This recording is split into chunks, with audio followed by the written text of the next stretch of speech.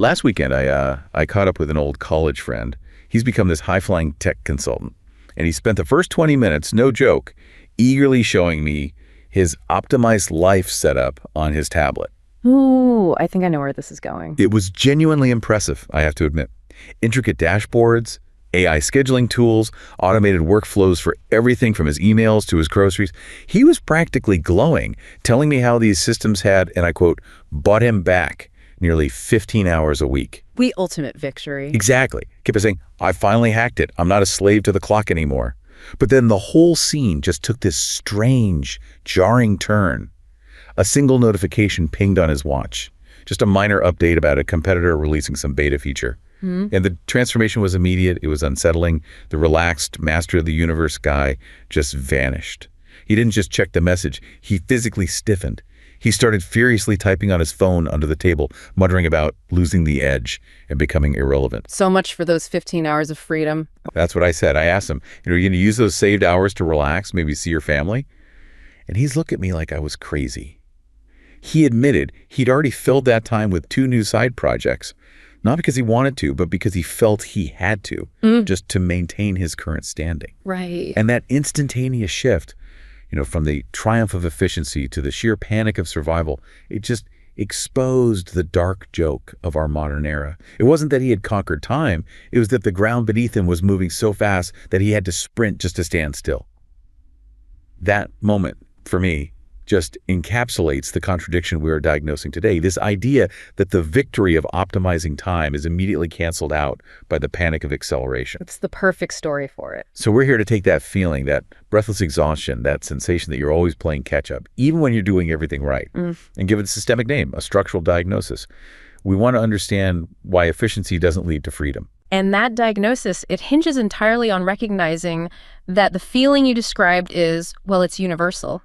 And that's precisely why the work of the German sociologist Hartmut Rosa resonates so deeply with so many people. Okay. He frames the core paradox of late modernity with chilling clarity. He says, we don't have any time, although we've gained far more than we've needed before. Think about that. Just think about it.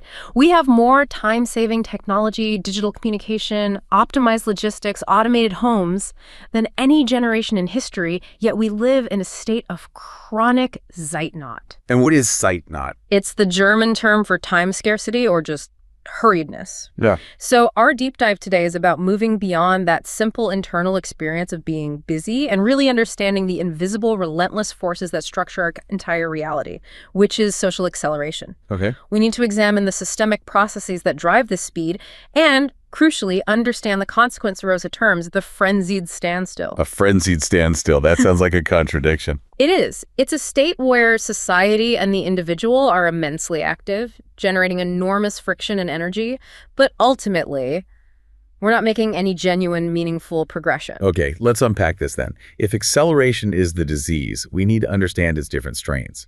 Rosa's greatest contribution, I think, is showing that acceleration isn't just one vague pressure. No, not at all. It's a systemic force that operates in distinct ways. He accurately labels it a 3-headed monster shaping every aspect of our lives. So if we want to understand this, we have to look at each head individually. That's the key. The first dimension is the easiest to measure. It's technical acceleration. This is the hard, quantitative increase in the speed of goal-directed processes. So things we can actually put a number on. Exactly. We're talking about getting a message to California, transporting goods across continents, or producing 1,000 units of a product. This is the realm of technological advancement and logistical optimization. And when we talk about conquering space and time through technology, the numbers are just, they're staggering. They kind of defy human scale. Rosa breaks down just how much faster we are now compared to, say, the mid-19th century. The orders of magnitude are mind-bending. Communication speed, thanks to fiber optics and digital networking, has increased by a factor of 10 million. 10 million times faster? Personal transport speeds, they're up by a factor of 100. And the core engine of modernity data processing, computing, that's accelerated by a factor of 1 million. We've literally compressed the globe. Yet, and this is the crucial point, compressing the globe hasn't led to the decompression of the human experience. Here's where the dark joke, the illusion of time saved, really takes hold. Right. Rosa uses this great allegory of Langmuid, the clerk. So Langmuir lives in the mid-19th century. He spends his days laboriously writing documents by hand, occasionally traveling great distances for meetings. Then the technology arrives. The copy machine, the telephone. Exactly. The copy machine promises to free him from writing. The telephone promises to free him from traveling. And the promise of this technology, the implicit societal contract, was what? A golden age of leisure. That was the idea. Langmuir was told he would have hours back, maybe for intellectual pursuits, for family time, or simply to rest. But the reality, as we all know, was very different. It was. The technology didn't just allow him to do the same amount of work faster. It immediately increased his boss's expectation of his daily output by a factor of 10. Wow. Because the copy machine could produce 50 pages an hour, Langmuir was immediately expected to produce 50 pages an hour. The speed capability was instantly translated into a moral and economic necessity. So the saved time was never truly saved. It was just absorbed by new expectations. Instantly absorbed. And that's how a dedicated lunch hour turns into a frantic 10-minute scramble at your desk. Yeah. The technical speed allows us to multitask, but the system immediately demands that we must multitask. It just fills up the temporal space the technology created. We are moving faster and faster just to keep up with the new normal for output. And that expectation isn't just about machines.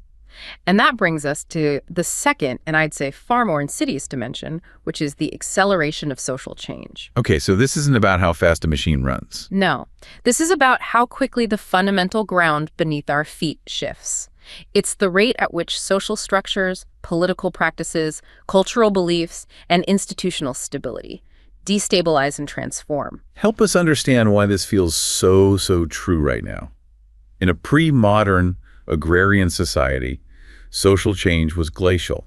The knowledge you gained as a child, a trade, the social order, religious beliefs, it was largely valid for your entire life. And are your children's lives and their children's lives? But today, it feels like the landscape is constantly dissolving. Precisely. And Rosa captures the consequence of this perfectly with the phrase contraction of the present. The contraction of the present. It describes the shrinking period of time during which our expectations and our experiences can be considered reliably stable. A generation ago, a college degree in a stable field gave you a reasonable expectation of a 50-year career. Not anymore. Not at all. Today, the skill set you learned in college can be functionally obsolete within 10 to 15 years, requiring constant, mandatory retraining. Wow, the idea that past experience is becoming useless, that's truly terrifying. If the reliable past is shrinking and the future is an accelerating blur, then the individual just loses their stable frame of reference. Exactly. And this isn't just about career anxiety, is it? This must affect political stability, infrastructure planning, even family structures. How can governments plan a 20-year infrastructure project if technology might make it obsolete in 5? It's a huge problem. How do individuals commit to long-term goals when the very definition of success or stability is shifting on an annual basis? It leads to what Rosa describes as a state where the individual is left profoundly adrift and lost. Because your map is out of date. The historical experience, the accumulated wisdom of the past, is no longer a good map for navigating the future. You are forced to live in a state of continuous adaptation, which is it's exhausting. That continuous adaptation then feeds directly into the third dimension, the acceleration of the pace of life. Yeah. This is the subjective crunch we feel, the Zeitnot, Yeah. the anxiety in our gut. Yes. It's defined as performing more actions and packing more experiences into a single unit at a time. The pressure to live a fuller life by doing things faster. And this subjective pressure is the cumulative result of the first two dimensions. Technical speed makes it physically possible to multitask to text while driving, to email during a meeting. Which you probably shouldn't do. You shouldn't. And social change creates this overwhelming and quickly vanishing buffet of options, professional opportunities, cultural events, travel destinations that we feel compelled to seize before they're gone or rendered irrelevant. And Rosa connects this pressure back to the origins of modernity itself with a temporal reinterpretation of Max Weber's famous iron cage. Yes, this is a brilliant connection. Weber argued that the ascetic, relentless drive for external goods, which was spurred by the Protestant ethic, created modern capitalism. People worked tirelessly, delaying gratification because they sought a sign of their future salvation, a promise of eternal life. So what's the modern version of that? Well, Rosa argues that in modern capitalist culture, the promise has shifted. It's not just the promise of absolute wealth. It's the promise of absolute experience, the fully optimized life, rich in options. Right. Because we're so aware of the finite span of human life, the only way to achieve that absolute experience is to accelerate the pace of life and exhaust every possible option as quickly as you can. So we're running to maximize the quantitative output of our finite time. That's it. So if the 20th century pressure was to accumulate goods, the 21st century pressure is to accumulate experiences and maximize efficiency. And they both result in the same relentless exhaustion. Yes, it's the pressure to live twice as fast, just to fit more into one lifetime, fueled by this cultural ideal of a fulfilled life that is rich in experiences. And that's the cycle. That is how the three forms are unified. The economic motor drives technical acceleration, which necessitates dizzying social change, which in turn compels us to accelerate our personal pace just to keep up. These three processes aren't independent. They reinforce each other in a self-propelling acceleration cycle. Let's talk about the human cost of this cycle, the ultimate pathology that emerges when this constant speed runs unchecked. Here's where it gets really, really interesting. When this acceleration cycle becomes the only operational logic, it results in systemic disengagement, which Rosa calls alienation. Alienation. And this is a profound sociological pathology, far beyond simply feeling stressed.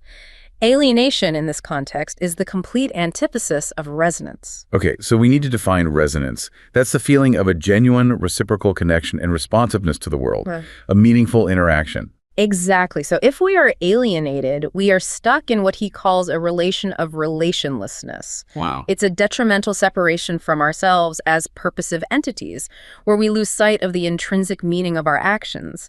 It manifests as silent, cold, rigid, and failing world relations. That sounds bleak. Yeah.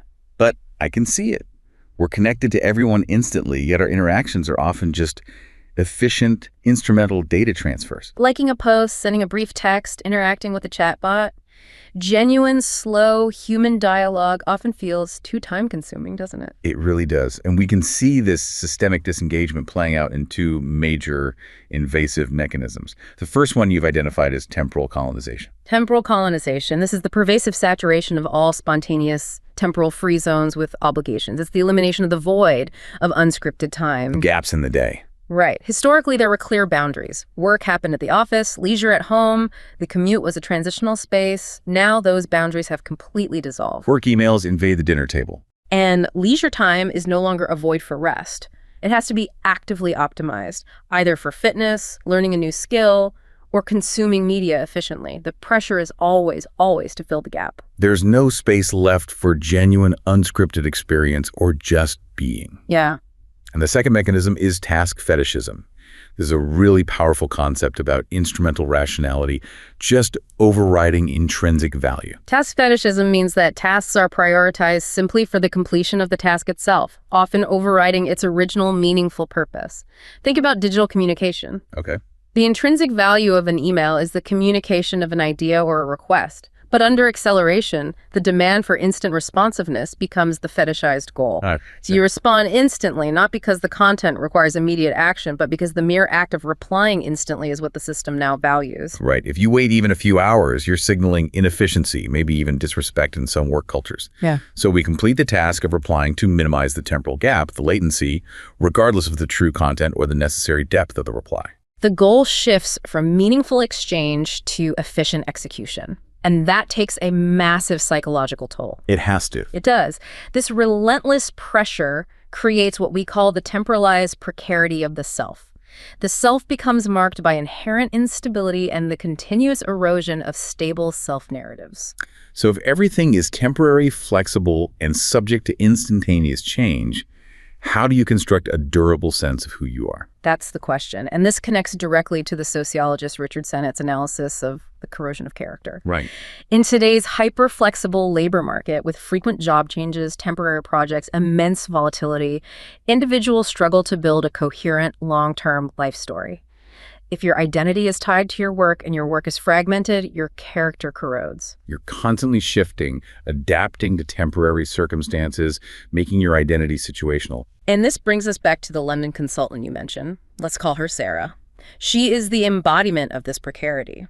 She's a high-level strategy consultant, yet her hard-earned skills become obsolete every 18 months because of the speed of AI and data processing.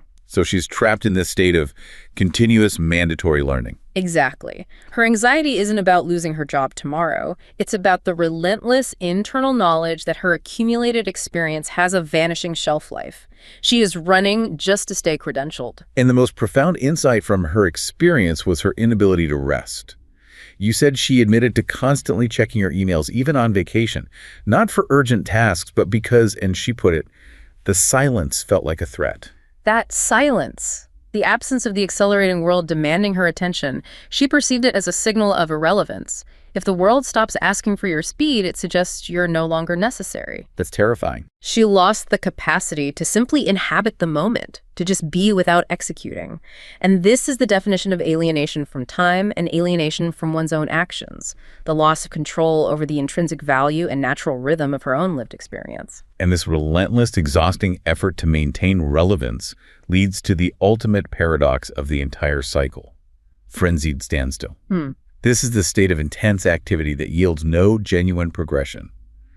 We're busy, but we're not going anywhere meaningful. It is the profound existential realization that nothing remains the same, but nothing essentially changes. We update our phones, we change careers, we restructure corporations, we innovate constantly, yet the fundamental distribution of wealth, power, and genuine human fulfillment remains stagnant. Or, in some cases, it deteriorates. So we're just perpetually busy, always orienting toward the next task, the next communication. Fueled by the compulsion to maintain open options and the endemic fear of missing out. FOMO. It's the treadmill analogy perfectly visualized. You're sprinting as hard as you can, generating sweat and exhaustion, pushing your body and mind to their limits. Yet spiritually, politically, and existentially, you remain stuck on the same spot. Like a car with its engine revving, wheels spinning, trapped deep in the mud. That's a great image. The intense activity is solely required to prevent you from sliding backward into the abyss of irrelevance. And the danger here is political, because when everyone is exhausted just maintaining their position on the treadmill, they lack the collective energy and the temporal resources to stop and critically evaluate the direction of the whole system. The constant motion serves to neutralize political and social critique. So, if we accept this diagnosis, we really need to look at what powers this machine, what keeps the treadmill running. We've talked about the three dimensions, but Rosa pinpoints these powerful motors that bind these social processes into an inescapable reality. That's right. The processes of technical speed, social change, and subjective pace are held together and driven forward by three powerful motors, forming that self-propelling acceleration cycle. The first one is the big one. The dominant and foundational driver is the economic motor. This is, quite simply, the logic of globalized capitalism. Benjamin Franklin saying time is money is the foundational imperative. Grow or die. Grow or die. A capitalist system cannot simply maintain equilibrium. It requires constant expansion. This necessity demands ceaseless acceleration, innovation, and production just to maintain existing social structures. If a competitor is faster, you fail. So that constant pressure to save time and increase productivity is the underlying force dictating the speed of everything else in society. It creates an upward pressure that never, ever releases. Then we have the cultural motor, which reinforces this speed, not just as a necessity, but as, what? An aspiration, a moral good. Exactly. Modern ideals prioritize relentless innovation, novelty, and that experience seeking we talked about. Our culture celebrates the entrepreneur, the disruptor, the person who manages to squeeze 3 lifetimes of activity into one. So it's the fear that if you don't engage in the acceleration, you're wasting your potential, wasting time. It's the desire to live that fulfilled life. We internalize this belief that being slow means being lazy or irrelevant. And finally, the structural motor. This is a highly complex concept relating to the functional differentiation of modern society. So life is compartmentalized: work, family, law, communication, consumption. And this functional differentiation increases complexity and contingency exponentially. Just think about your daily life. You have to constantly switch roles and mental frameworks instantly. Right. You go from being a focused employee managing spreadsheets to a parent navigating school bureaucracy, to a consumer dealing with automated customer service, to a citizen responding to political news, all potentially in the space of 1 hour. So managing the massive number of options and relationships across these specialized systems requires acceleration. It does. If you pause, the systems, the school, the bank, the email queue, they move on without you, and you fall behind. That structural pressure makes total sense. We need to look at how this deadly, self-propelling cycle operates in contexts where policy and regulation are desperately trying to catch up. The story of the gig economy worker in Jakarta is a perfect raw illustration of the economic motor just overriding all other concerns. Yes, we examined the situation of a young delivery worker named Arif in Jakarta. When the delivery apps first launched, they marketed this promise of temporal autonomy. Be your own boss, choose your hours, set your own pace. That was the promise. But Arif described reality driven entirely by the relentless pursuit of economic growth inherent in that system. What did he say? He explained that just a few years ago, 10 deliveries a day provided him with a decent living. It allowed him to cover his costs and save a little. Today, due to market saturation, algorithmic optimization, and competitive pressure, he has to make 15 deliveries just to earn the same amount of money. Wow, so his required output has accelerated by 50% just for him to stay in the same financial spot. This is Rosa's slippery slope in action, laid bare. Arif isn't working to get ahead, to increase his comfort, or to achieve that promised freedom. He is sprinting just to prevent sliding backward on an increasingly steep slope. The system has accelerated to the point where perpetual motion is mandatory for bare survival, not success. And the mechanism for control is brilliantly insidious and hidden behind the veneer of choice. What do you mean? Technically, Arif can pause the app, he can go home, take a vacation, but any inactivity is immediately penalized by downgrading his driver tier. So when he comes back? When he returns to work, he sees fewer, less profitable orders than his continuously running colleagues, making it exponentially harder to earn money back. That mechanism effectively forces him into perpetual motion just to stay relevant in the algorithm's hierarchy. The choice is illusory. Exactly. The acceleration trap bypasses any traditional labor laws that might have protected, say, the fisherman in the classic parable who could stop working when his needs were met. For Arif, the work is never truly done. Because the economic motor, operating through the algorithm, demands more output every day just to maintain the status quo. And this leads us to the critical political theory concept that binds all this speed to our internal lives. Antonio Gramsci's concept of hegemony. Okay. Acceleration isn't just an external, impersonal economic force. It's an internalized cultural ideal. The system doesn't just compel us to be fast, it convinces us that speed is virtuous. Speed becomes part of our moral fabric. We internalize the imperative. Yes. The pervasive, uncritical belief that busyness equals importance transforms this systemic pressure into a personal virtue and a status symbol. We link our self-worth to being fast, responsive, and constantly optimizing every aspect of our lives. So we become complicit in our own temporal subjugation. And this internalized acceptance obscures the recognition of alienation. It limits any effective resistance. Why would you critique a system that you believe validates your self-worth? You wouldn't. You believe you should be running this fast, and that anyone who struggles is simply not efficient enough, not dedicated enough, or not intelligent enough to hack the system, like your friend the consultant initially thought. And that internalization is the great barrier to change. It is. The system is maintained not just by the economic motor, but by the cultural internalization of speed as a moral imperative. So if the system is designed without brakes and runs on this relentless self-propelling cycle, the question becomes, are individual attempts to slow down simply like using a bucket against a tsunami? Let's turn to some counter strategies, starting with attempts at intentional deceleration. Right. Many individuals, recognizing the damage, turn to strategies like digital minimalism, which was popularized by authors like Cal Newport, as a way to reclaim some rhythm and control. And the philosophy there is fundamentally about intentionality. Yes. It's about focusing your online time on a small number of carefully selected activities that strongly support your personal values, and then happily missing out on everything else. It's an act of conscious pruning. The motives are clear. People want to reclaim or preserve control over their own rhythm and time, specifically counteracting the aimless, unintentional scrolling and the psychological pull of the attention economy. They want intention to guide their actions rather than the notification bell, which is the system's way of temporal colonization. Exactly. And the practical strategies are quite robust. People limit physical access to the smartphone, recognizing its material meaning as a device of constant obligation. So they establish screen-free hours, screen-free zones like the bedroom or the bathroom. And consciously limiting notifications, applications. The goal is to increase the threshold of effort required to engage with the smartphone in an unintentional intentional manner, forcing mindfulness back into the equation. And what are the results? Do people report benefits? They do. Studies show people report tangible benefits. Reclaiming time, reduced anxiety, increased subjective well-being, and a higher sense of presence in the real world, in life, offline. It attempts to counter that alienation from time and actions. However, this approach is fraught with ambivalence, some significant structural challenges. The psychological and societal resistance is continuous. It is. Some theorists suggest we have a duty to be an attention ecologist, to foster autonomy in ourselves and others. But maintaining these digital boundaries is exhausting and often fails. People struggle to maintain the strategies because modern life is increasingly built around the acceleration structure. I see the struggle.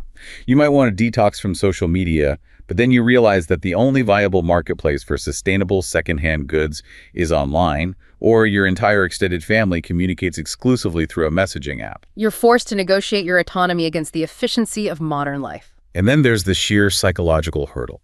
Research highlights this profound discomfort people expressed when facing the silence that emerges when they successfully decelerate. Yes. One participant, Marielle, realized the absurdity of her fear. She asked herself, what am I afraid of? What will happen if I sit there for 20 minutes without my phone? Nothing happens. It might be nice. What's the fear in that? Why haven't I just done it? And the answer? Just because I'm afraid I'll get bored. How sick is that? This just reveals how profoundly acclimatized and even addicted we are to the speed. That difficulty points to the system's remarkable ability to absorb and commodify counter-movements, turning resistance into a product. This brings us to the tragic irony of the vlogger, Mark, the former tech executive. He was a poster child for the slow movement. He bought a farm in the Pacific Northwest to embrace deceleration and temporal autonomy. So he was trying to escape the economic motor entirely by switching his output from abstract data to tangible agricultural labor. But the modern structural reality is inescapable. To afford the necessary costs of the modern systems, specifically high property taxes and prohibitively expensive healthcare, Mark had to find a revenue stream to support his deceleration. And the irony is tragically poetic. He monetized his slow life via a YouTube channel. He now runs a channel documenting his quiet mornings, his intentional slowness, his mindful baking. He turned his deceleration into a highly optimized commodity. The system found him. He must now optimize his leisure for upload schedules, maximize engagement metrics, and constantly produce content about how he is slowing down. So his intentional attempt to achieve temporal autonomy became just another product to be accelerated and optimized for algorithmic visibility. It demonstrates that individual deceleration, while it can be beneficial personally, struggles mightily against the structural demands of the economic motor. So if individual detoxes often fail or just become commodified, we have to look beyond the individual. And this shifts the debate to degrowth as a systemic counter-strategy. This requires challenging the economic motor directly. Yes, and the argument for a macro change is becoming urgently necessary. Traditional green growth policies, reducing environmental impacts per unit of economic output while simultaneously increasing total economic output, have proven too slow and ineffective to address the ecological crisis. So we're running fast, but in the wrong direction, environmentally speaking. Precisely. Despite widespread adoption, many high-income countries are way off track to achieve zero carbon emissions by 2050. And degrowth proposes a radical shift in direction. Degrowth is defined as an intentional social, economic, and cultural transformation that strategically downscales production and consumption with the explicit goal of prioritizing human and natural well-being over continuous GDP expansion. It recognizes that in a finite world, relentless quantitative acceleration and growth are ecologically and socially pathological. And critically, it advocates for governmental policy to reinforce Social Security safety nets and reduce working hours to ensure that this downscaling doesn't disproportionately impact vulnerable populations. The knee-jerk challenge that skeptics always raise is the belief that a decline in economic standards in GDP must inevitably lead to a decline in subjective well-being and happiness. Right. This is where empirical evidence from real-world economic crises offers a fascinating counterpoint. The case studies of Greece and Japan are invaluable here. They represent the only two high-income countries in recent memory to experience a long-term significant economic decline, a form of unintentional degrowth. Okay, so what happened in Greece? In Greece, following the 2008 financial crisis, GDP per capita declined by over 20% over 4 years with very little recovery after that. This was an undeniable economic disaster. Yet the long-term finding challenges the core assumption of the acceleration cycle. Subjective well-being initially dipped, as you expect during a crisis, but it eventually rebounded to pre-decline levels within a decade. So that's a direct challenge to the idea that a drop in quantitative economic output must result in a lasting drop in qualitative human happiness. And Japan showed similar results. Japan, facing decades of economic stagnation and even decline, showed similar resilience in well-being metrics. It suggests that human well-being is surprisingly elastic and can recover, provided the right social mechanisms are in place, even if economic growth remains flat or negative. And the environmental efficacy during Greece's crisis was remarkable. It was. Because the economic motor slowed down, the environmental consequences slowed down even faster. Exactly. Greece achieved more rapid and comprehensive reductions in environmental impacts. CO2 emissions down 42%, ecological footprint down 33%, than European countries that were actively pursuing strong green growth policies. So the slowdown achieved a critical environmental goal that acceleration combined with green technology failed to meet. Yes. So the question isn't just if well-being recovered, but how? What were the mechanisms behind what you call crisis-catalyzed degrowth? Well, the crisis inadvertently created conditions that degrowth theorists advocate for. The economic pressure forced a reevaluation of priorities, often from the bottom up. So what did that look like in practice? While the political leadership focused on austerity and recovery, the decline incidentally forced policy measures aligned with degrowth theory. Both Greece and Japan strengthened social security nets to manage the decline, and they succeeded in preventing a massive increase in income inequality. The Gini index remained relatively stable. That seems crucial.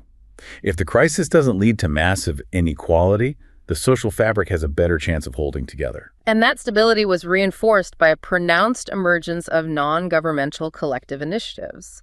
And this is where the real cultural shift took place. People couldn't rely on the accelerating capitalist system anymore, so they turned inward and outward to their communities. So what did they do? We saw the rapid expansion of social kitchens providing meals, community-run medical centers filling gaps left by reduced government services, and alternative markets using bartering or time banking as currency instead of relying on the fluctuating fiat economy. That is a fundamental shift in temporal priority. They were actively creating systems that prioritized relational time, the time spent helping a neighbor or trading skills, over the instrumentally efficient time of the market. Precisely. The economic pressure unintentionally shifted the cultural focus. Instead of focusing solely on individual accumulation and achievement, the standard output of the cultural Mörderoffing, both countries saw a measurable shift toward interpersonal, harmonious relationships and a sharp increase in interpersonal trust. So they decelerated economically, but they resonated socially. That's a perfect way to put it. The crisis forced a focus on relational well-being and social support over relentless, pointless motion and quantitative growth. So, to bring it all together, the problem of social acceleration is absolutely structural. It is. The acceleration cycle, driven primarily by the grow-or-die economic motor of capitalism, forces everyone, from the gig worker in Jakarta to the high-flying consultant in London, to sprint on a slippery slope just to maintain their current position. And we learned that true temporal autonomy, the freedom to set one's own pace, to choose silence without fee, is structurally precluded by a system that internalizes speed as a moral imperative. Even the most intentional individual attempts to slow down, like Mark the vlogging farmer, risk being commodified, absorbed, and optimized by the very engine they are trying to escape. The feasibility of true widespread deceleration might therefore lie not in individual digital detoxes, but in these crisis-catalyzed societal shifts that, like we saw in Greece, unintentionally prioritize relational well-being and robust social support over the quantitative measure of growth. The ultimate challenge, then, is moving from a frenzied standstill, this intense activity without meaningful progress, to genuine collective direction and purpose. It is. And the necessary shift is truly profound. To stop serving the engine of acceleration, we have to collectively recognize the immense societal energy deficit caused by constant speed. We must then redefine progress itself, away from measuring quantitative output, how much we produce, how fast we move, and toward the qualitative depth of resonant human experience and connection. That is the only way to step off the treadmill.